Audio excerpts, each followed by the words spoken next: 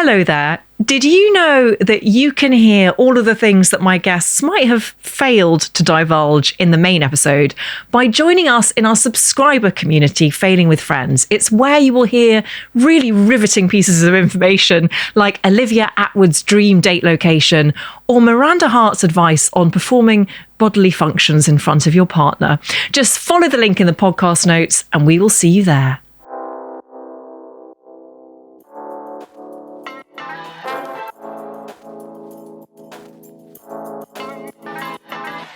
Hello and welcome to How to Fail with me, Elizabeth Day. This is the podcast that believes failure can be a nudge from the universe into a different kind of beginning. I kept pushing it away, but at some point I had to turn towards it. And I just knew it, and I knew it in my soul. And so I had to learn to say to them, just because I can doesn't mean I should. We essentially knew the day we shipped the software that it was a dud. Melinda French Gates was born in Dallas, Texas, the second of 4 children. Her father, Raymond, was an Apollo space engineer who taught his young daughter to code. Her mother, Elaine, instilled in her a belief in the power of education. French Gates excelled at school and university, where she studied computer science and economics and completed an MBA. In 1987, she joined a tech startup called Microsoft, rising through the ranks to become manager of information products and marrying the boss in 1994. His name was Bill Gates. Together, the couple founded and co-chaired the Gates Foundation, where for more than 2 decades, she set the direction and priorities of the world's largest philanthropic organization. Today, a divorced French Gates heads up Pivotal, which works to advance women's power and influence in the US and around the world. Along the way, she has raised 3 children and written 2 best-selling books, The Moment of Lift and her latest, The Next Day, Transitions, Change, and Moving Forward. It is an astonishing journey from the normality of a middle-class childhood to becoming one of the wealthiest women in the world and one of our most influential philanthropists. To me, there are absolutely common threads that connect us as humanity, French Gates says. And yes, wealth can shield you from some of it. You might not be worried about paying your mortgage or putting dinner on the table. But the emotions, the grief, the anger, the hurts, those all still happen.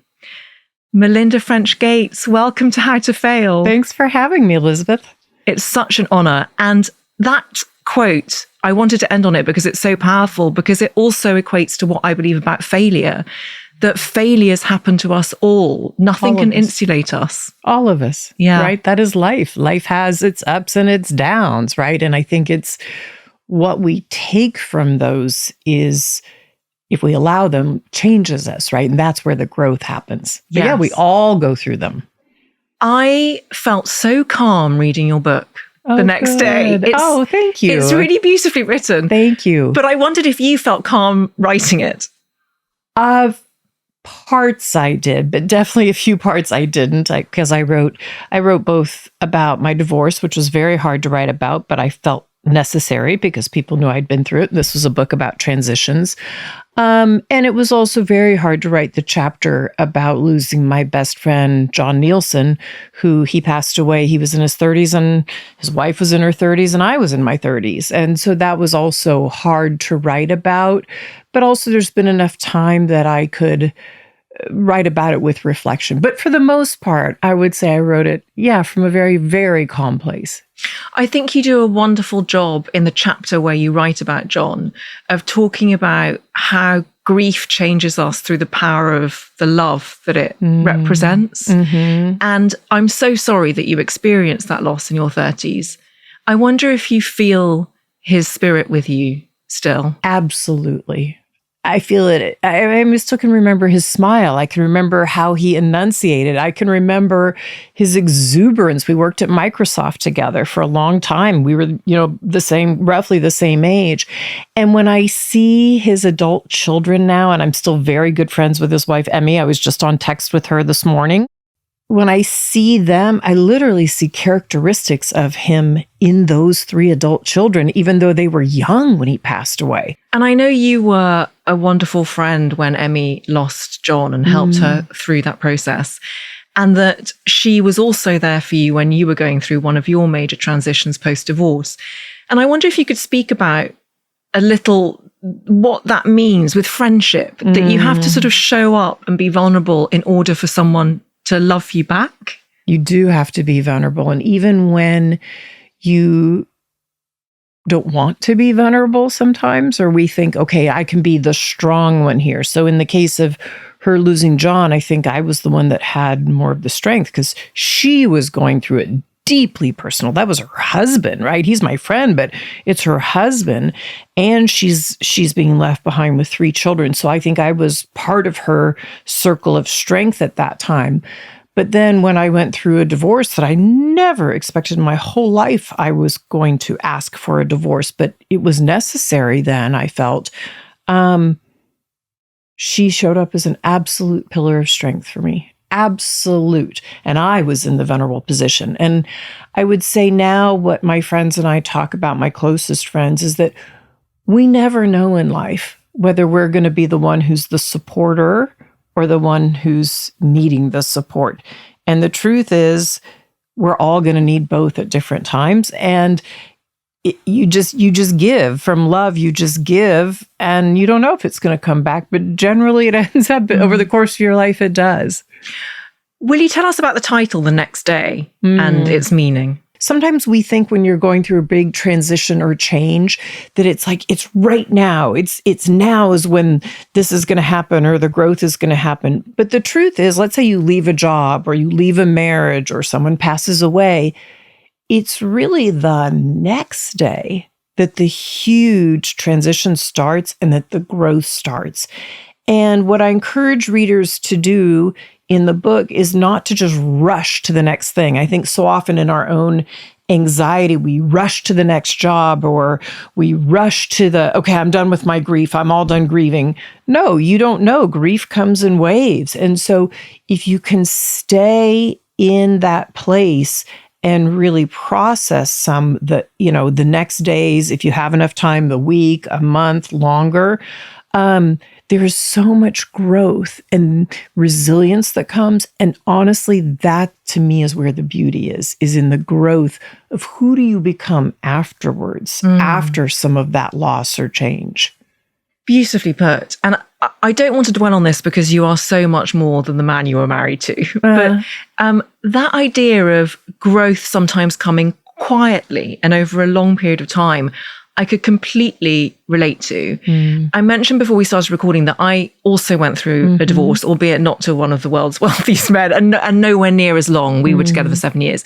But I'm often asked how I knew that it was over. And actually, it's a difficult question to answer because it was almost like my body and my instinct took over. And I just primarily knew somewhere deep in my soul. Could you talk a bit about how you knew?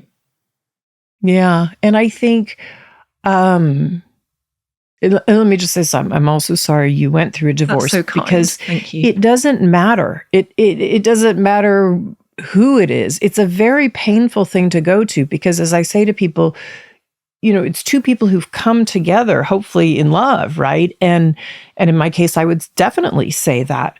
So then the pulling it apart later is really hard and you've sewn something together. And I think in my case, I would say I kept pushing away that inner voice because I did have 3 children and I was raising 3 children. And we had a foundation and that was big. And I believed in that work. I still believe in the work of the foundation. And so when that voice would come, and it would come at different times because of things that had happened outside the marriage that I would later come to learn about, I kept pushing it away. But at some point, I had to turn towards it. And I just knew it. And I knew it in my soul. And so again, I had to take time in quiet, time with myself, time to ask myself, well, why am I staying? What would it be like if I left? And that's, for me, it's a long process because I took marriage, and I still do, very, very seriously. And it wasn't just 2 of us involved. It was 5 of us. We had 3 children. So, but I think when you have an inner knowing, and I do talk about this in the book, it is really important to listen to it and to follow it. Someone that I admire, Oprah Winfrey, who's well known, even outside the United States, she has a way of saying that those moments come in a whisper, but if you don't listen to them, boom, they come thumping you on the head, like you've got a much bigger problem down the line, right? So true. Mm-hmm. Do you have Oprah Winfrey in your mobile phone? No, put it this way.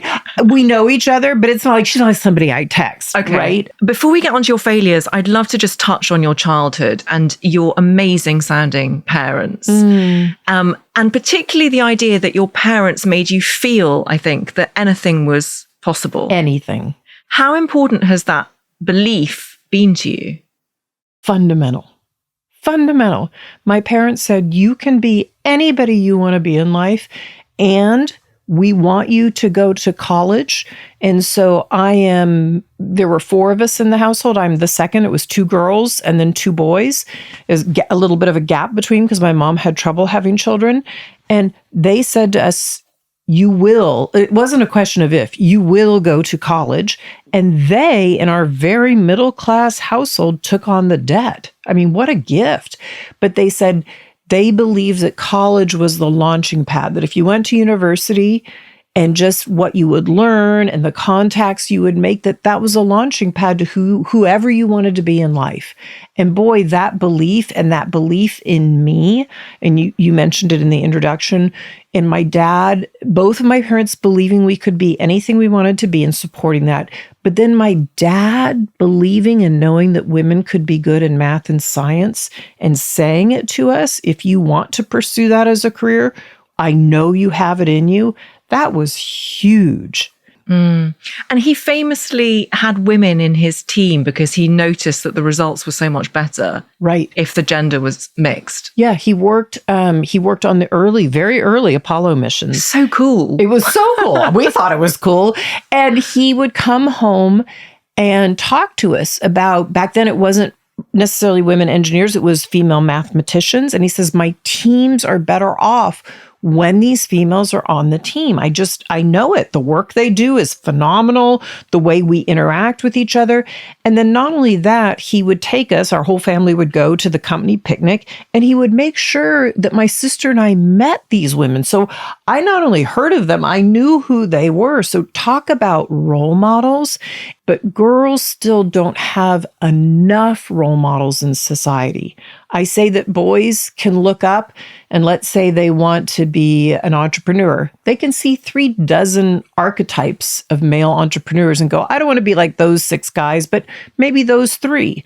They look up and say they see a lot of male politicians. I don't want to be like those, but maybe these. Women look up and we don't have 36 archetypes in every single field. And that's why I think anyone who does make it in their career role modeling that or using that platform on behalf of girls or for boys, men, using on behalf of boys and role modeling who they can be in society with good values, I think that matters a lot. I think that's such a good point because it's also about having enough to identify, as you say, the ones that you don't want to be like. Totally. I've never heard that before, and it's so true. I often say that I work against the knots in society, the NOTS, what do I not want to be, or the KNOTS in society, the knots, the hard things.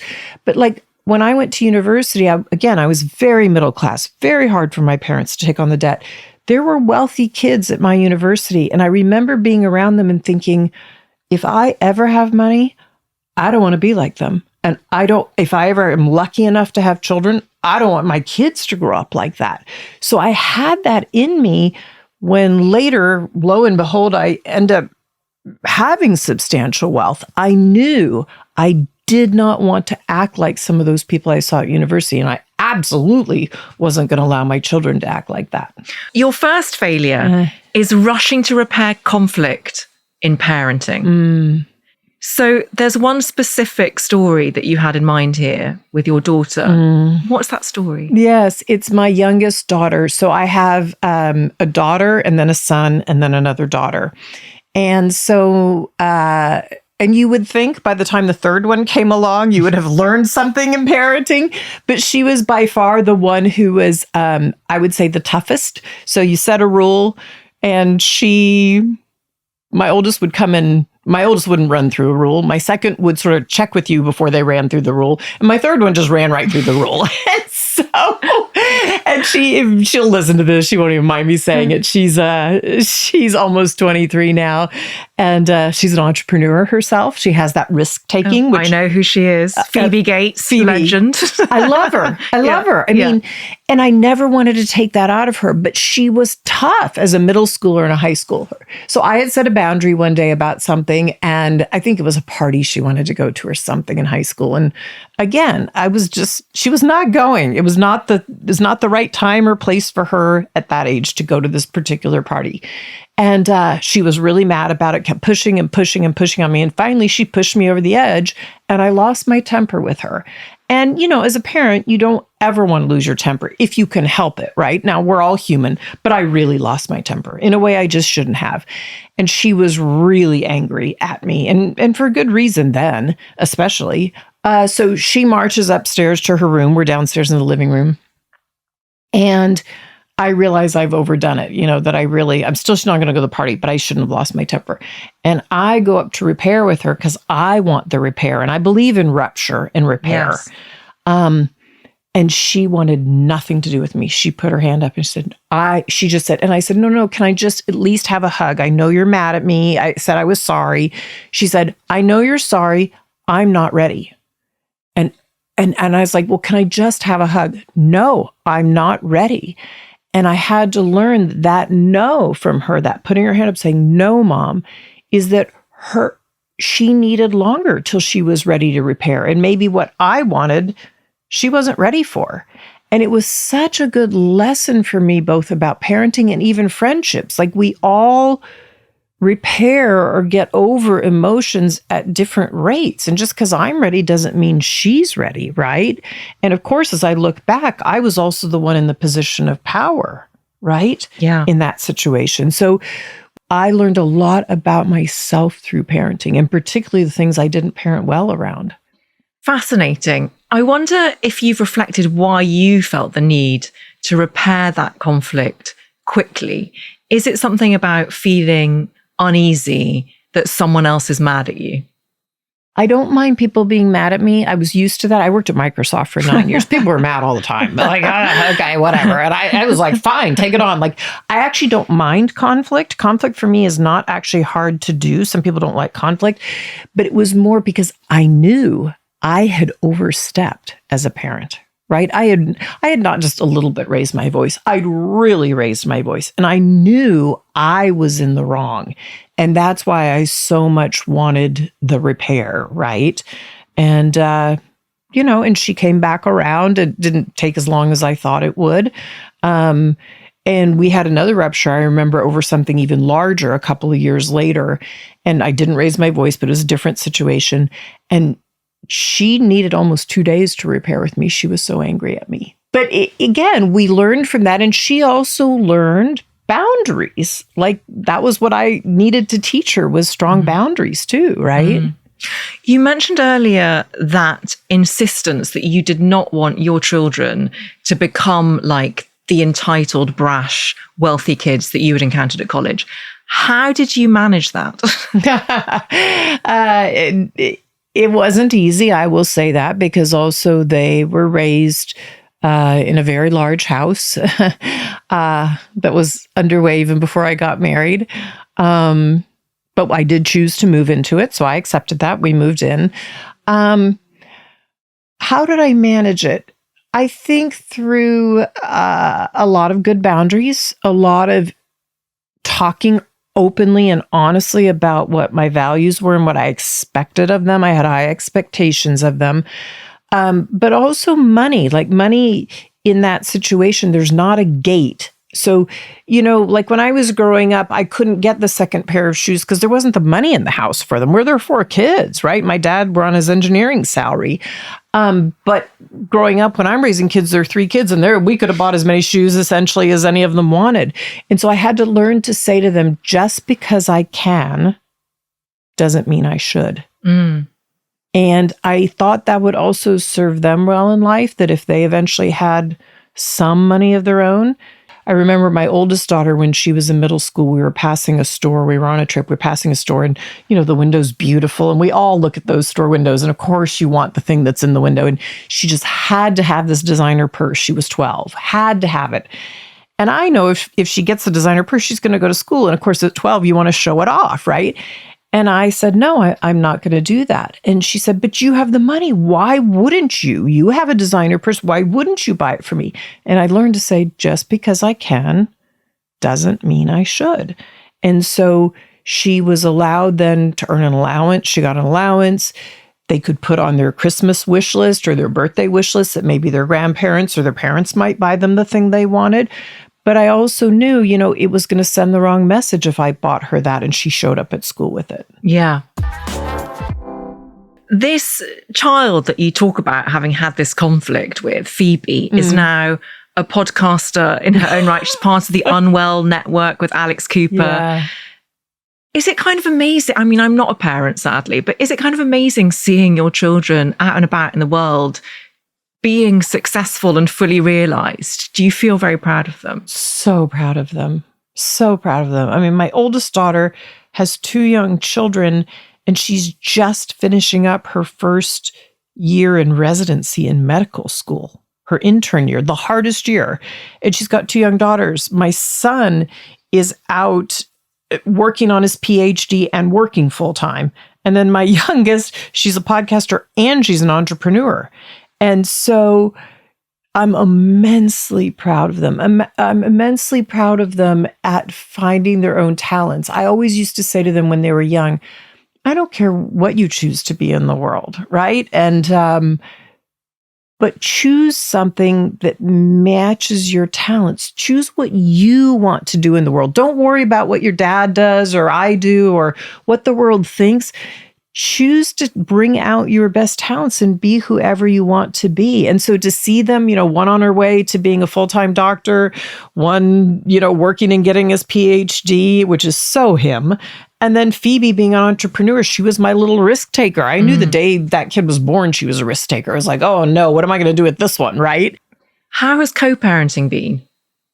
Well, our kids luckily are older, so there isn't much co-parenting. There really isn't. They're weddings and graduations now. And so in a way, I think that makes things just a whole lot easier than had they been young. Whole lot easier. And are you loving being a grandmother? Love. Absolutely love. And my mom is still very healthy. Both my parents are still healthy and alive and together. They're 84 and 86.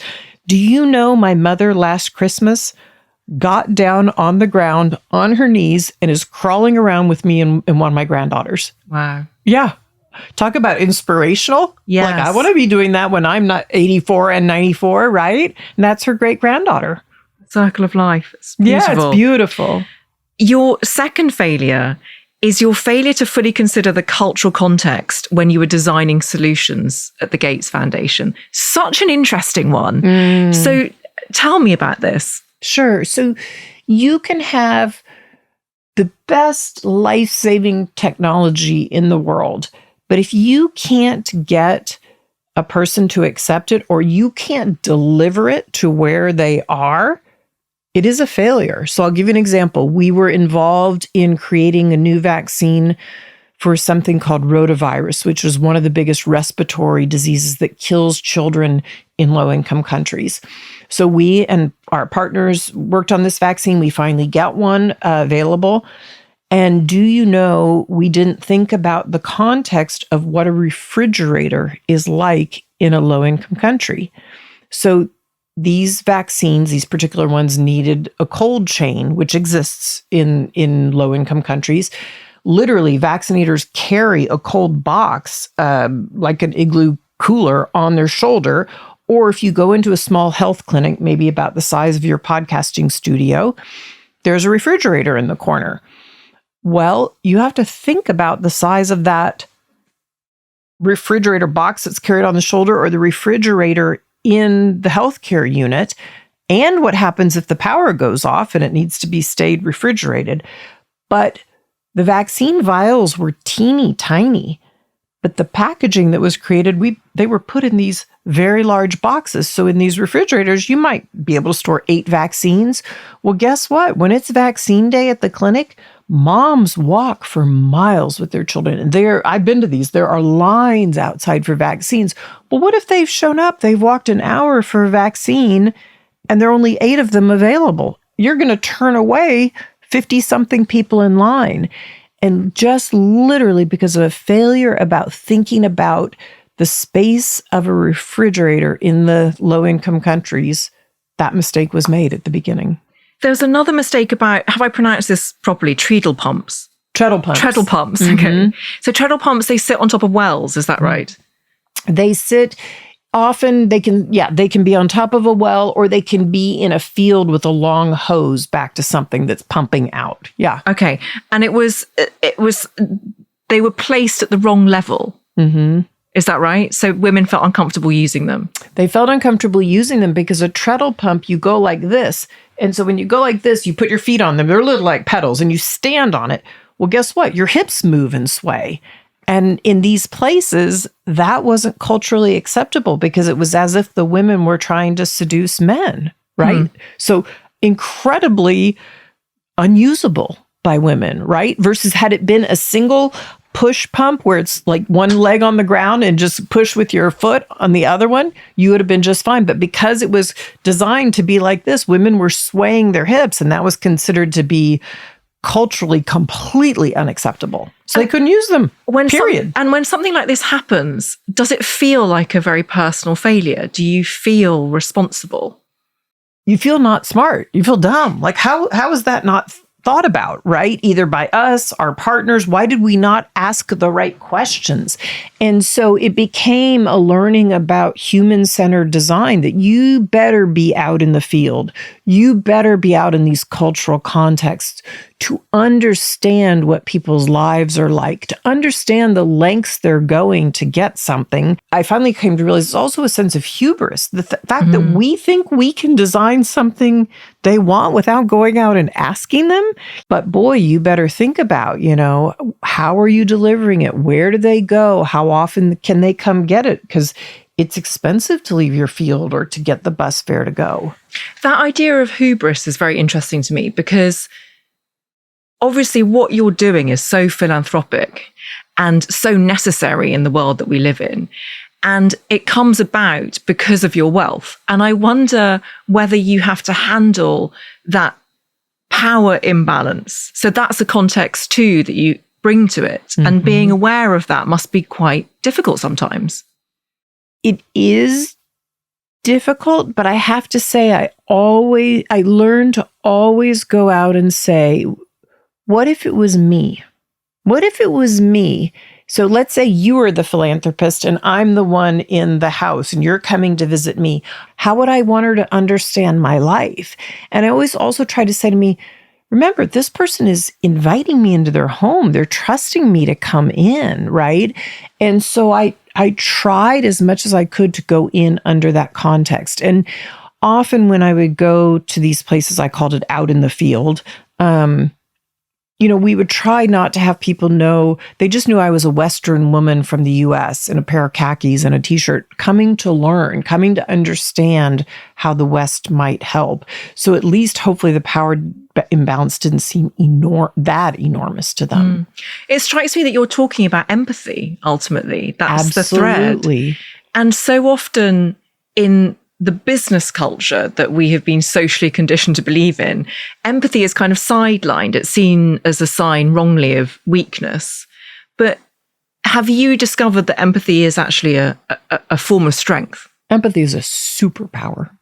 Putting yourself in someone else's shoes, like it's a way of understanding somebody that's outside yourself.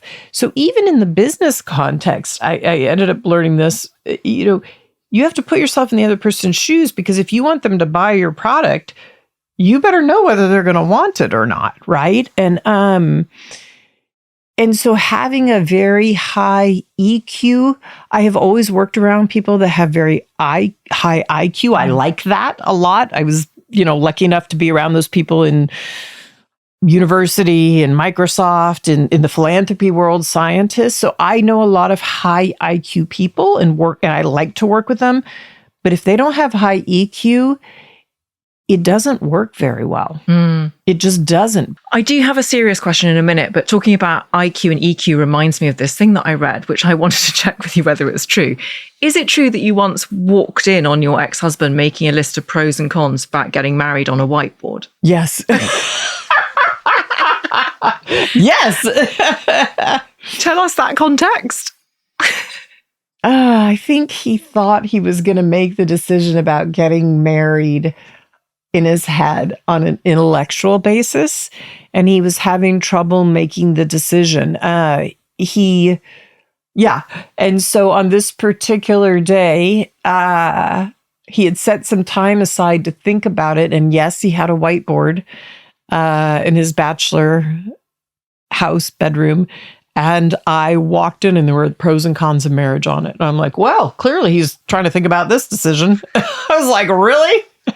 Pros and cons about getting married to you, or pros and cons just about marriage in general? They were written as pros and cons about marriage in general, but I also knew, he was trying to make the decision of would we get married? Because at some point, I said to him, look, if you're not going to marry me, that's okay. Like, I will go on and find somebody else. It wasn't like he was the only person I'd ever dated in my life. Give me a break. But I was like, look, I knew for me, I wanted to work and I wanted to have kids. And at some point, I didn't want that opportunity to go by, right? So, and I knew that if it didn't work out while we were dating, okay, well then, it would take me a bit to get over that relationship and then you move on. But I thought, gosh, I'm not going to give up my opportunity to have kids, right? And so, I knew that decision was about me, even though it was framed as pros and cons of marriage. Now, talking about love, I often think that as a society, we overlook platonic love in favor of romantic love. And I, like you, am a friendship obsessive. And you write so beautifully about the power of friendship in The Next Day. Talk to me a little bit about what friendship has taught you. Friendship has taught me that, so I have a lot of good friends, male and female, but my closest friends in life, in terms of friendships these days, are females.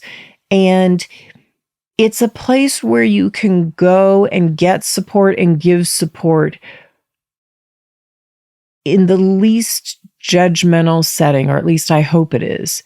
And be your most vulnerable, or bring your problems, or if you haven't been your best self over the weekend, let's say, and you walk. So I have a group of friends I talk about where we walk every Monday morning. And so when we were all in the point of raising kids, we all had things we didn't feel like we did great over the weekend, with the kids or in the marriage or whatever.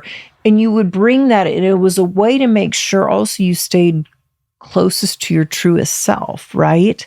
And look, I've been through with my friends the losses of many of their parents, because most of my friends are a little bit older than me. I think they will be there when I lose my parents, which will be very hard on me. But it's a way to have a form of intimacy that it's a different type of intimacy than a romantic intimacy. Have you ever had a friendship breakup? Oh, yes, definitely. Most definitely. Have you been the one doing the breaking up, or have you been on the receiving end of it? Because I sometimes think they can cause as much grief as the end of a romantic relationship. Oh, they can definitely cause a lot of grief. I've had both, where for sure, probably more where I had to leave the friendship, but I've had some where they've left me absolutely too. Yeah. And it's okay. You have to, I think I've come to learn to realize that you're making room, or they're making room for something else new. Maybe something we can't see that was needed that will come along in the future, right? I don't know. What's your experience? It's very similar to that. I've been on the receiving end and I've been the one doing it. But I think the difficulty is, unlike you, I'm quite conflict avoidant. And so I find it a struggle sometimes to speak truthfully to someone I don't want to hurt. And also because we spent so much time obsessing over romantic love, I feel that friendship love doesn't have a vocabulary or a lexicon.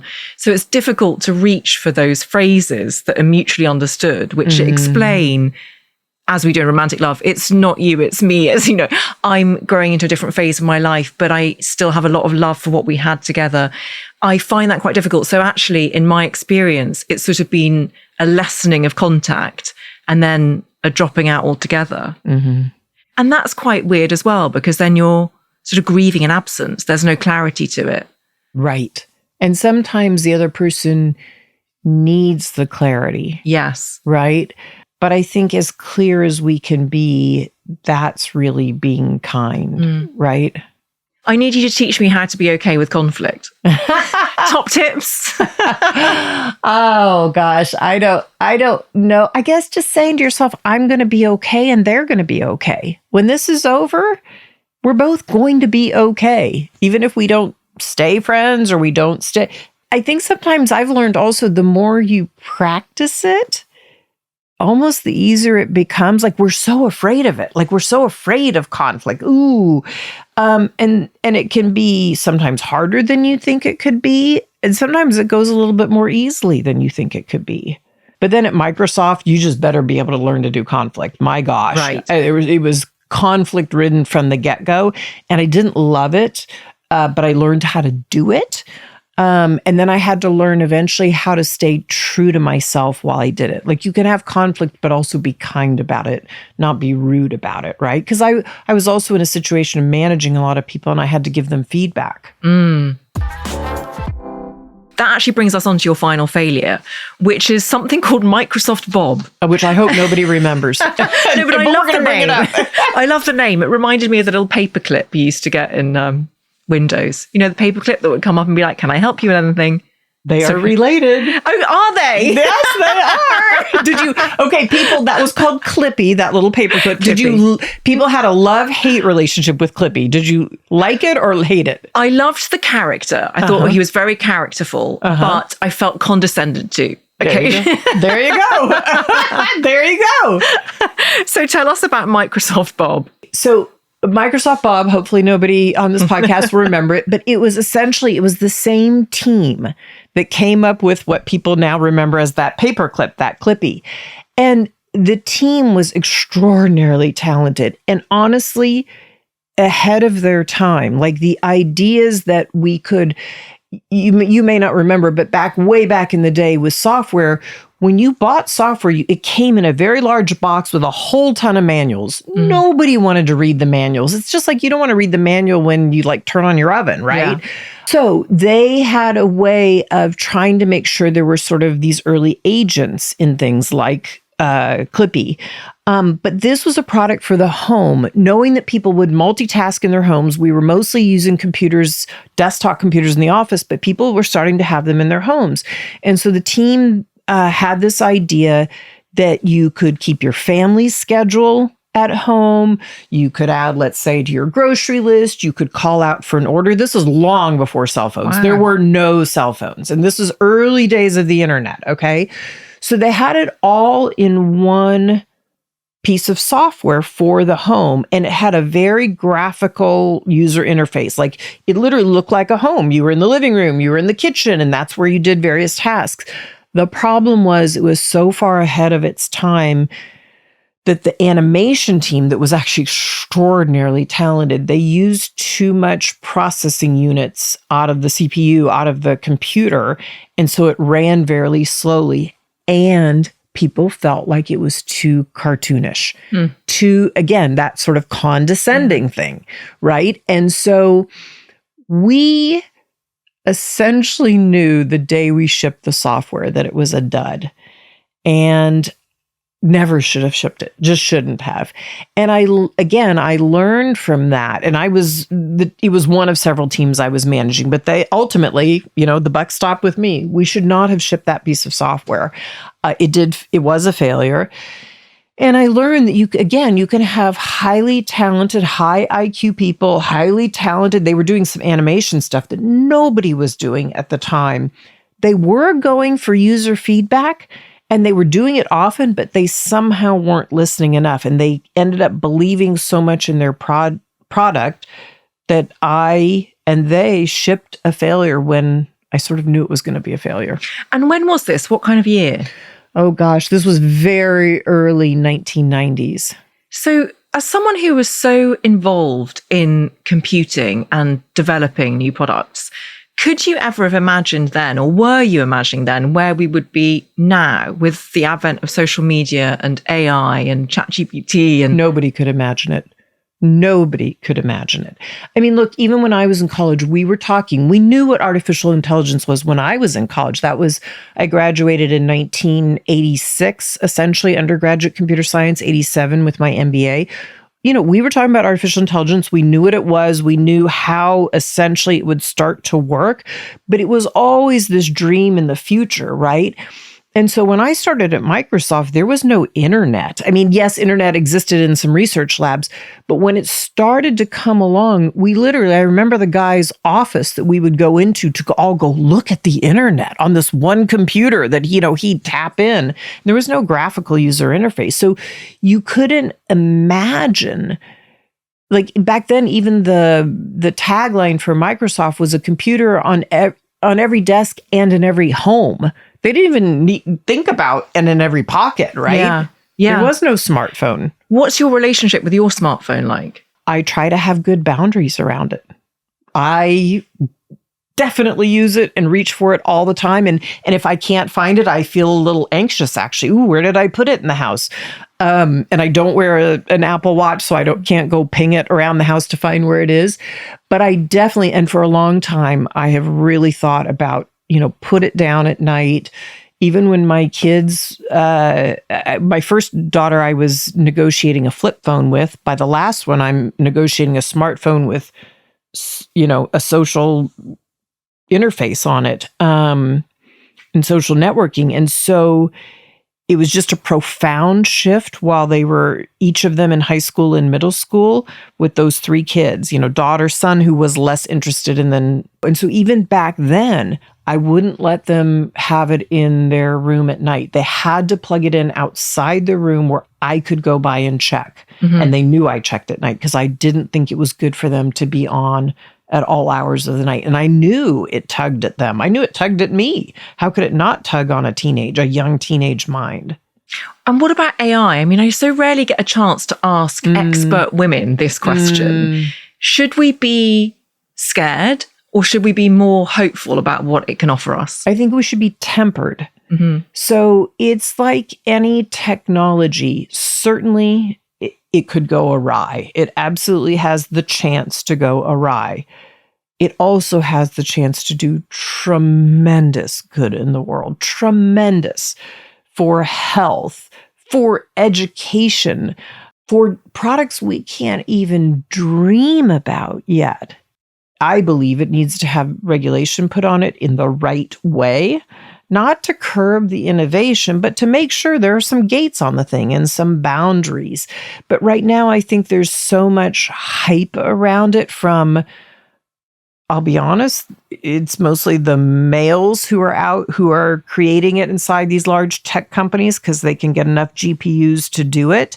And they're in this, back and forth race. But even the way they talk about it being an arms race, I just don't even think that's not productive for society, right? When you think about how much technology or biological technology has changed and helped us for the world, look how much longer we live than we used to, right?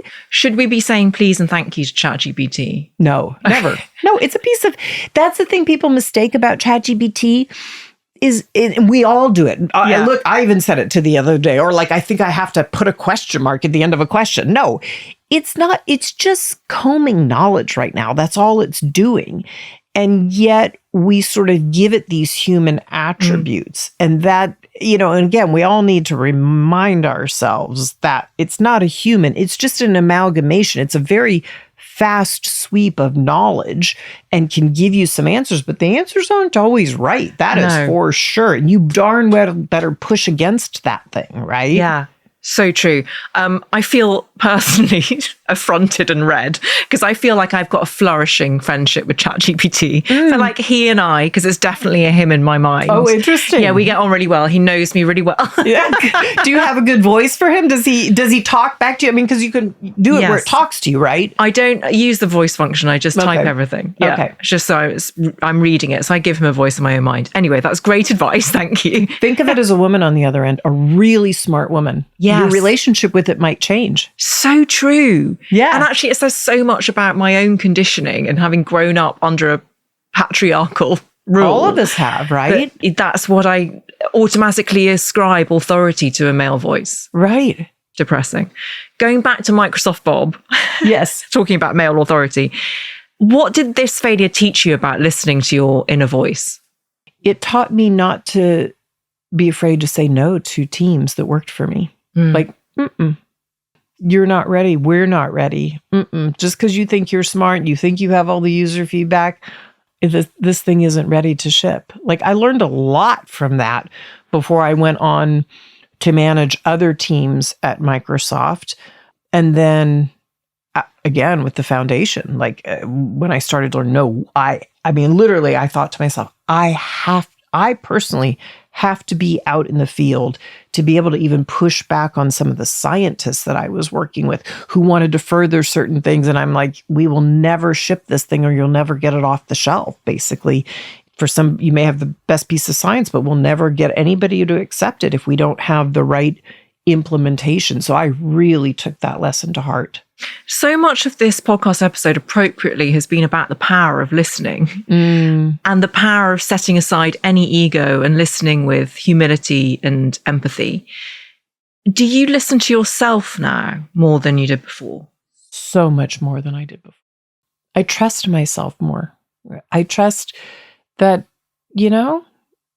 I know a fair bit. I've seen enough history now too, right? I think when you're young, just because you're smart doesn't mean you're wise. I hope at age 60, I've become a lot more wise.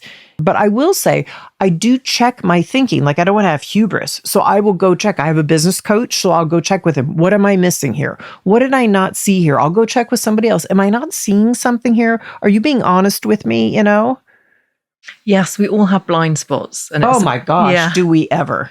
The awareness of that is what helps us evolve. Melinda French Gates, you are such an impressive woman. Thank you so much. Not only for coming on How to Fail, but for doing such good in the world with what you have available. Thank you on behalf of us all. Oh, thanks, Elizabeth. This is really lovely. Please do follow How to Fail to get new episodes as they land on Apple Podcasts, Spotify, Amazon Music, or wherever you get your podcasts. Please tell all your friends. This is an Elizabeth Day and Sony Music Entertainment original podcast. Thank you so much for listening.